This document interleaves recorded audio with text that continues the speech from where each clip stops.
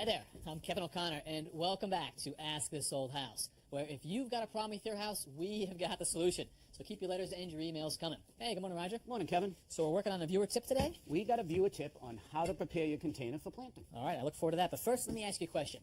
On which part of the house do you think we get most of our questions? Easy, the outdoor garden. See, now you would think that, but it's not right. It's actually the kitchen. And so today we're going to spend just about the entire episode doing a kitchen makeover. That's a big project. Yeah, and we're going to do almost the entire thing. Stove. Yep. Disposal. That too. Countertops. We will. Backsplash. Absolutely, and we're even going to throw in the kitchen sink. Wow. And you know that's carpentry and plumbing, so we're sending both Richard and Tommy. Detroit, the Motor City, a city that helped build, define, and drive America. A city that's hit hard times and seems to be a poster child for some of the problems that we all wrestle with. Unemployment, abandoned neighborhoods, uncertain times. But people still call Detroit home, and they have hope. They care about their homes, and they're making them better. We're here in Rosedale Park, in a wonderful neighborhood that was built in the 20s, with these pretty little brick houses and these beautiful front yards. And we're here to do a kitchen upgrade. Now, our homeowners moved in about 5 years ago, and they've done some of the work around the house, but they always knew they wanted to upgrade this kitchen. You know, those laminate countertops are looking a little bit old. So we're going to install a new countertop and some backsplashes. It also means a kitchen sink, a faucet, a dishwasher, and a stove. We have a lot to do. Let's get going.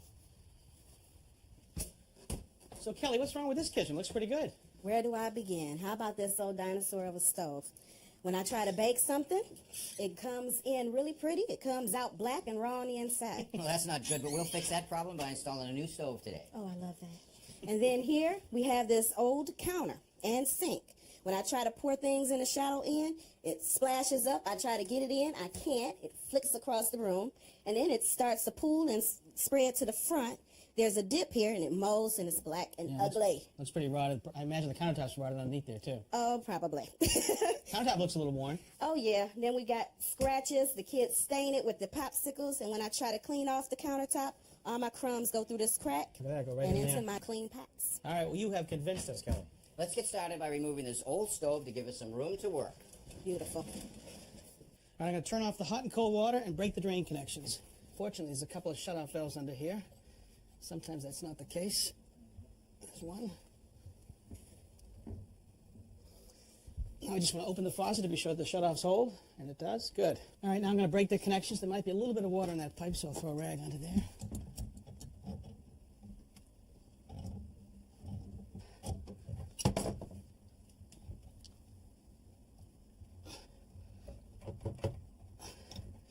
There's one.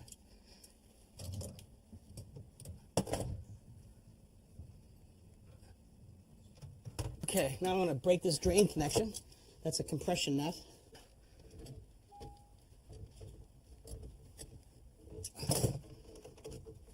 Okay, and now just the trap connection on this side of the sink.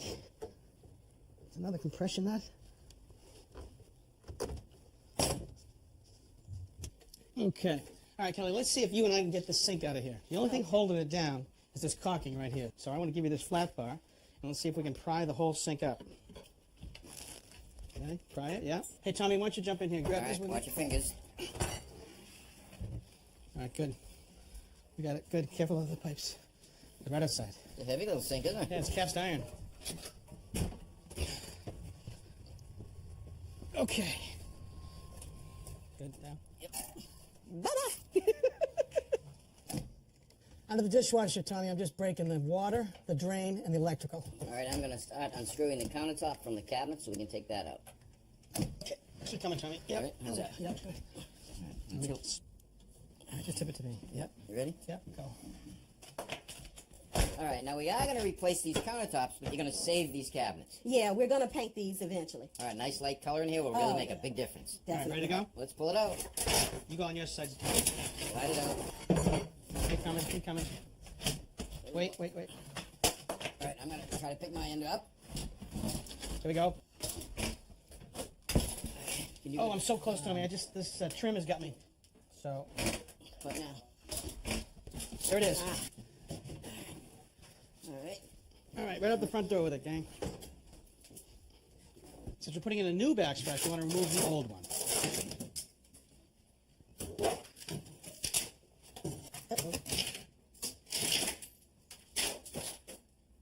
Good. good. The old mastic is so dry, it just comes right off the wall. Don't it, though? Yes. All right, Kelly. We are all cleaned up, and now it's time for our countertops.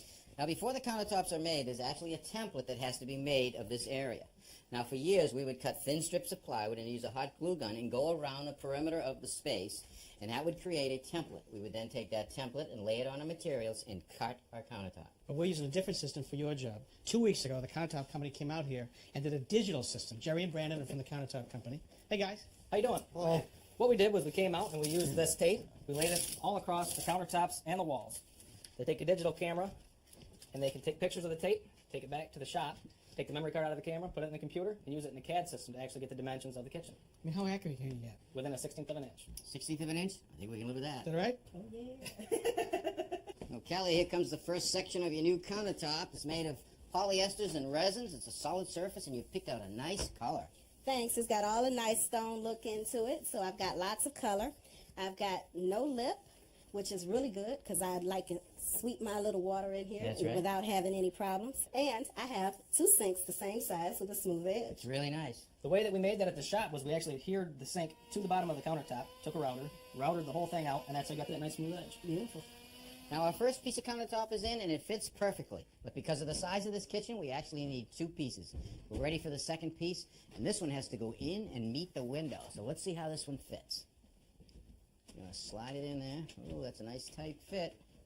There it goes. Ooh, look at that. Perfect fit. Nice job, guys. The countertop is secured to the cabinets using dabs of silicone. The dabs of silicone allow the countertop and the cabinets to expand and contract separately. Now we just drop the countertop into place.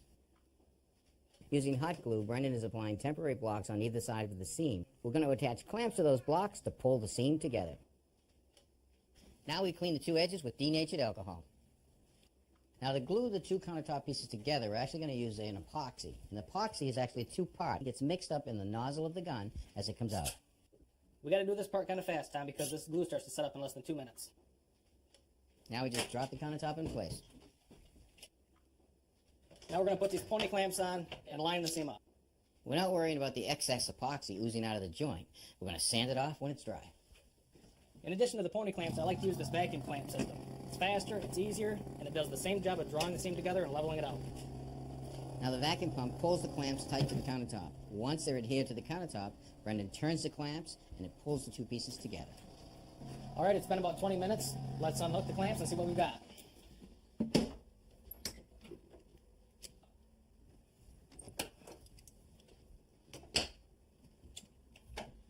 All right, now I've got to take these temporary blocks off. How we do that? Spray them down with denatured alcohol, and it helps to break that seal. And now I'm just going to tap these temporary blocks off, and they should come right off. Now I just use my chisel to remove all the excess hot glue and epoxy.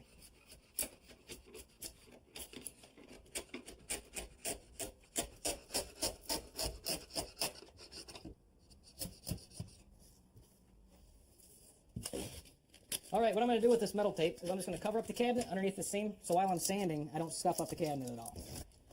For the first pass, we're going to use a 60 grit sandpaper with the sander on a rotary.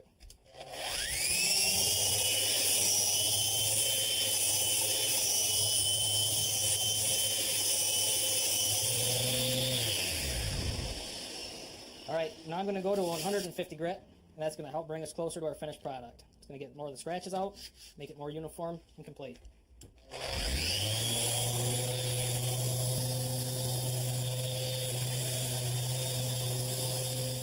All right, now for the final pass, I'm going to use a 60 micron sandpaper. It's ultrafine sandpaper. It's going to be our last job to do before we go on to the wet sanding part.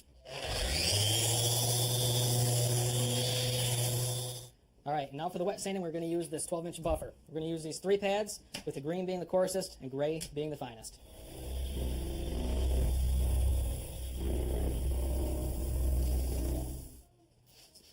The last pass, this is going to be our gray pad, which is our finest pad.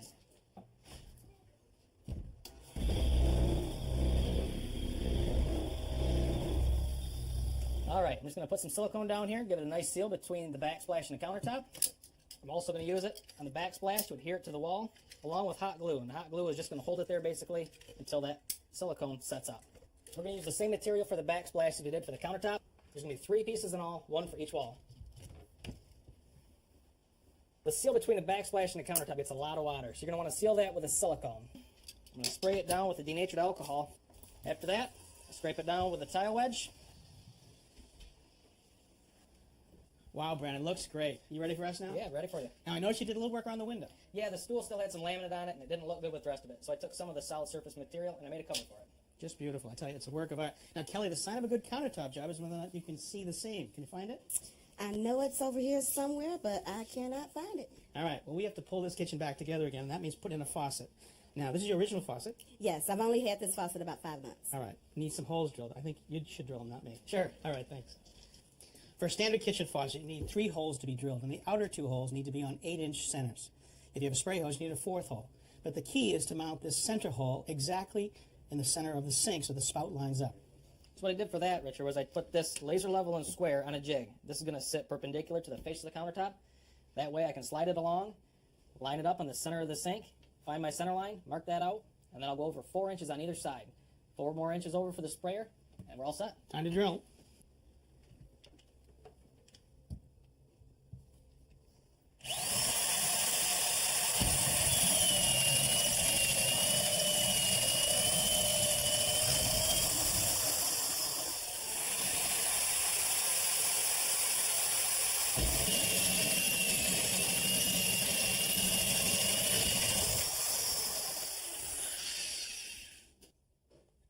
I always like to apply a little plumber's putty underneath the base of the faucet, so no water can drip down below.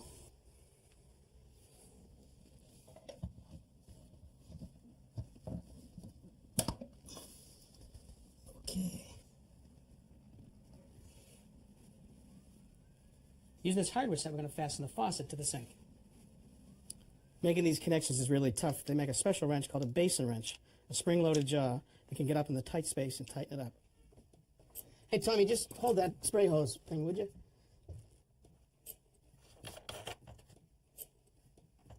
Good. We're going to reconnect our hot and cold water supply line, so I just want to put a little bit of pipe dope at the top connection.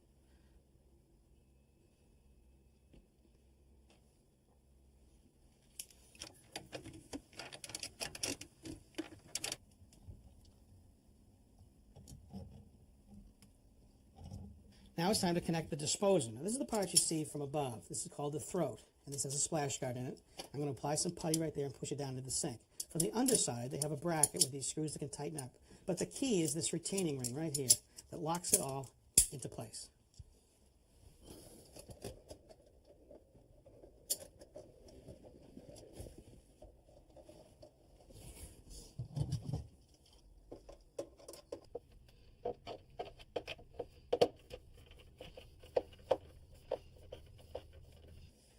Hot's on. Cold's on.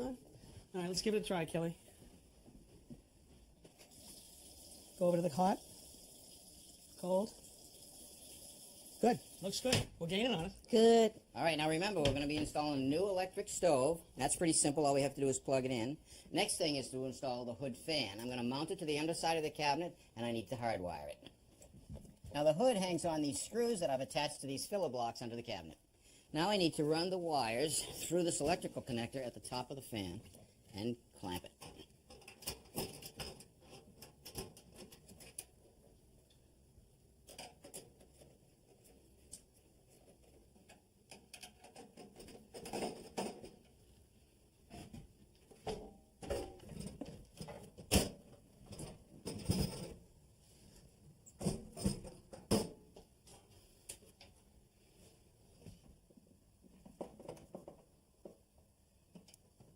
We have the neutral, the hot, and the ground. I'm going to connect the ground to this green screw right here.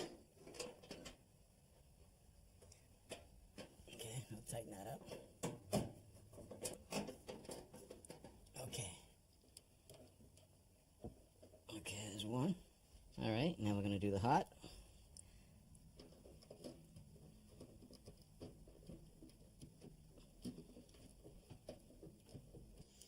All right, now it's time for the dishwasher, and there are 3 connections to be made to any dishwasher. One is the water supply. It's going to come in right to here, And that is a copper line that's been roughed in at this point, and there's a compression connection, a nut and a brass ring called a ferrule. And this nut will compress that ferrule down to make a nice tight connection. Now the drain connection has a rubber hose with a stainless steel clamp, and that's going to connect right here to the discharge pump on the dishwasher. And the final connection is the electrical. This wire will run up to this junction point right here and make the final connections with wire nuts. I like to put a little bit of pipe dope on the ferrule. Okay.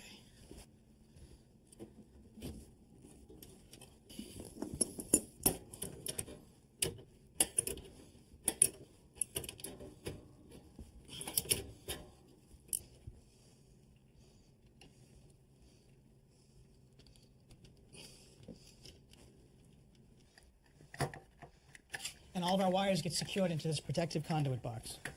Now we need to just put it into place, level it, and secure it.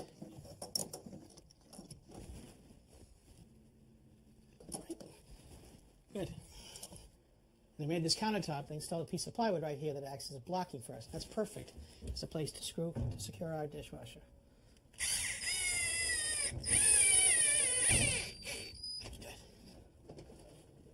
Good. And one more here. Kelly, the countertop guys actually made up these outlet covers out of the same solid surfacing material. Doesn't it look great? It looks wonderful. Makes those outlets disappear. And now your visible seam here, you're going to get lost in this kitchen. Oh, yes, I look forward to that. Okay. All right, your electric range is plugged in. How's it look? You got It looks great. 5 burners and 2 ovens. Good. This one is good for tortilla pizzas. Perfect. Yeah, and you got a full-size oven right down here. No more burnt bunt cakes. Thank you, thank you, thank you. That old kitchen was so dingy and scratched up, I could not stand it anymore. And now I have this wonderful, wonderful, beautiful kitchen. Luxury, luxury, all the way. You are too much. New kitchen, new kitchen. Thank you. You're the greatest.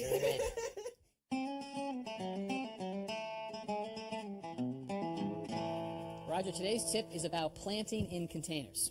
Now, Kevin, every good container should have a hole in the bottom for drainage. If a pot doesn't drain, it'll fill with water, drown the roots, and the plant will die. Okay. So to help with that drainage, we always put in something that water can flow through. In this case, we're going to put in some broken shards of pottery. Now, that has voids in it, and that'll always allow the water to go through. If you didn't have broken shards, you could always use some stone in there. Gotcha. Now, over time, that can actually clog up, even when you create the voids. So Lewis from Tampa has written us, and he's got an idea that involves filter fabric. Right. What Lewis wants us to do is just take a piece of filter fabric, put some rocks in the middle. We're going to fold it up. So he's basically suggesting we make almost a bean bag here. Right. And I'm just going to take and zip tie it together. Gotcha. And once it's tight, now that's tight. You get those shards out of there? I do. Okay, now we'll simply place this in the bottom. That'll allow for drainage, but it won't let all the potting soil get down into the stone. All That right. works out great. And you can actually reuse that bean bag. Now, Lewis wasn't the only one to come up with the idea. You can actually go to your garden center and you can buy these bean bags that have already been made up. They come in different sizes. You can pick the right size for your pot and stick it right there on the bottom, and it has the same effect. Yeah, but there's nothing like making your own. Now, if you're concerned about weight or using too much potting soil, let's say you've got one of these containers up on a deck, you've got another thought for us. That's right. What we do is we simply take these styrofoam packing peanuts, put them in a piece of the soil separator, the filter fabric, and we're just going to tie it up. And this is just going to take up a lot of volume, right? That's right, without adding weight. That's the key. We're just going to take this, set it down in the bottom, and you can see how much space we took up, and we'll just put some soil in there, Look at that. and we are ready to plant. And it is not that heavy. Good deal. All right, Lewis, well, thank you for your tip. We're going to send you a T-shirt. And if you've got a question about your house, send us an email. Until next time, I'm Kevin O'Connor And I'm Roger Cook. for Ask This Old House. Ready? Oh, nothing to it, man. If you have a question about your house or a tip you'd like to share, please let us know. Visit our website, pbs.org, for expert advice, step-by-step videos, and much more.